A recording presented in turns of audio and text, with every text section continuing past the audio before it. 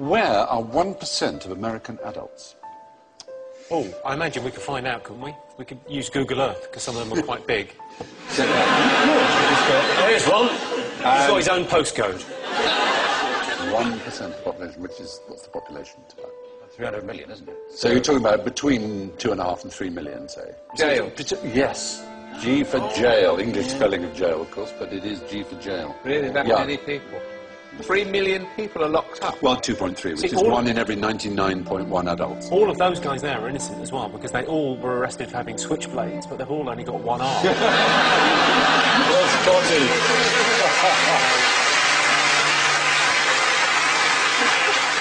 Proportionally, the Americans prison more than twice as many as South Africans, more than 3 times as many as the Iranians, more than 6 times as many as the Chinese. No society in history has imprisoned more of its citizens than the United States of America. We're pretty well, though, don't we? We sort of top the European League. We're ahead of China, Turkey and India. Yes. Yeah, with 148 prisoners per 100,000. It's the 3 strikes and they're out. That's been really the problem, yeah. I mean, a legal system based on baseball just seems bizarre. Yes. People don't seem to understand the law. It's all very complicated. What's simple? What do people like? Baseball. Right then. Here's the rule. 3 strikes and you're out, yeah. Mental. What it means is if the first 2 strikes, the first 2 crimes you're convicted of are serious enough, the third one, no matter how trivial, will get a life sentence, 25 years or more. So, for example, Leandro Andrade is serving 2 consecutive 25-year terms for shoplifting 9 videotapes. Or... He took 9? Yes. Kevin Webber, 26 years for stealing 4 chocolate chip cookies. It's astonishing. It's really stupid, isn't it? Because you know you're on this sort of deal. Yes. Yeah. Take 5. Yes. That is Do another murder. Do a bank job. There's no point. There's no point doing anything trivial. If No, you're I know. going to get caught. It is a bit bonkers. But the racial numbers are a bit worrying. And the gender numbers, it's 1 in 30 men aged 20 to 34 is behind bars. But for black males, that's 1 in 9. 1 in 9. There are more 17-year-old black people in jail than in college. So 5% of the world are American, 25% of all prisoners Isn't the real are American. controversy with this the business end of it? Well, that's true. It's also, as you say, right, it is a business. Because it's not just license plate, they make loads of stuff. Well, one of the things I should have said when talking about contraband is that you're not allowed to bring into America anything that's been made by forced labour or prison. But in America, you can almost say, if you were so minded, that they've reinvented the slave trade. They produce, for example, 100% of all military helmets, ammunition belts, bulletproof vests, ID tags and other items uniform, 93% of domestically produced paints, 36% of home appliances, 21% of office furniture, which allows the United States to compete with factories in Mexico because, of course, obviously the workers can't refuse to work for 25 cents an hour. I'd very much like to say something hilarious, but something must be done. It is. Yes. It feels astonishing. Timey to say. Yes. It is a bit amazing, isn't it? Yeah. It's extraordinary. Yeah. It's slavery by the back door. Exactly what it is. Plenty for you to work. You get solitary confinement if you refuse to work. Yeah, more than 1 in 100 American adults are in jail.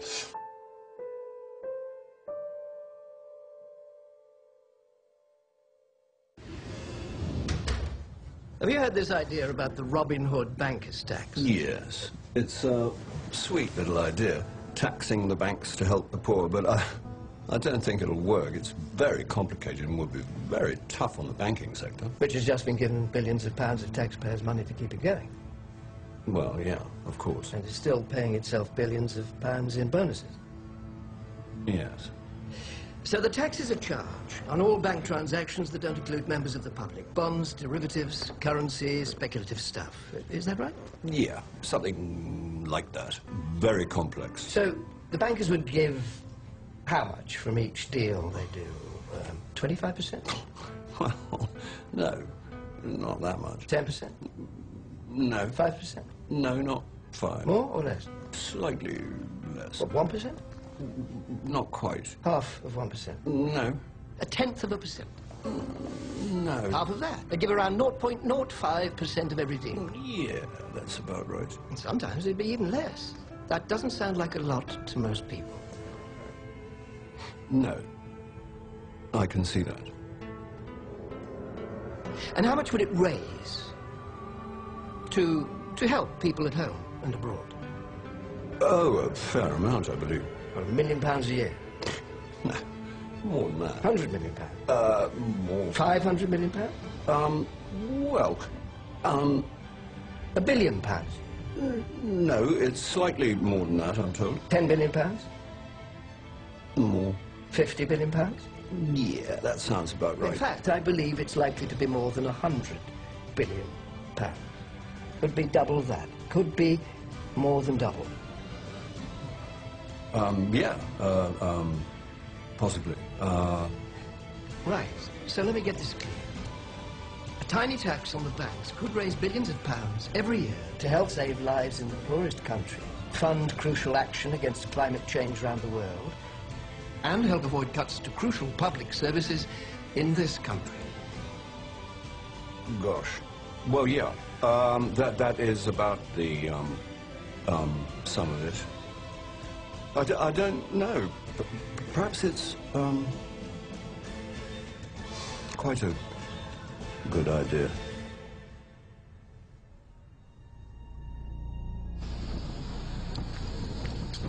Okay, this is a moment in history.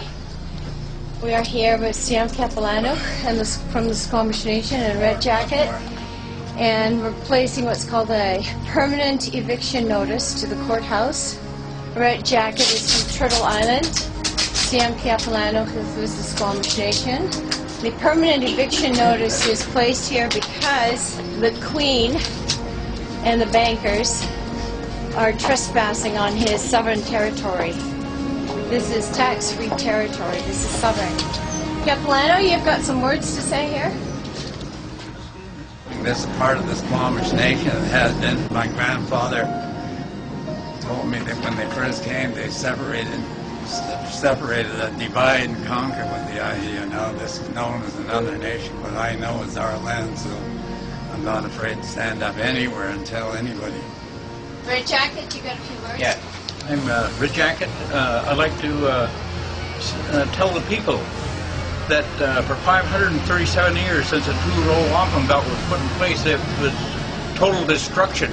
And if we don't correct these here alterations that our judges in the justice system, so-called justice system, I never heard such a farce in my whole life. 60 years from now, this here earth, there's no changing back. It'll go into another Mars. Total destruction. Don't the judges understand this, or they sleep? Who taught them? What university taught them? Where do they get their education? Don't they know they're on death row?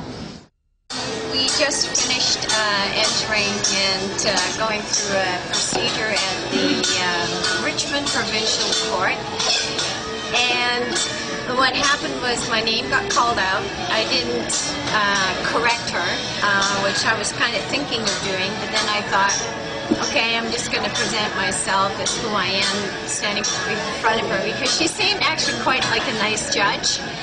So when she said, when I stepped up to the mic, I said I claim common law jurisdiction. She right away rattled off all the charges and wanted to ignore that statement. And then she asked me, how do I plead? And I said, I do not consent and I waive the benefit.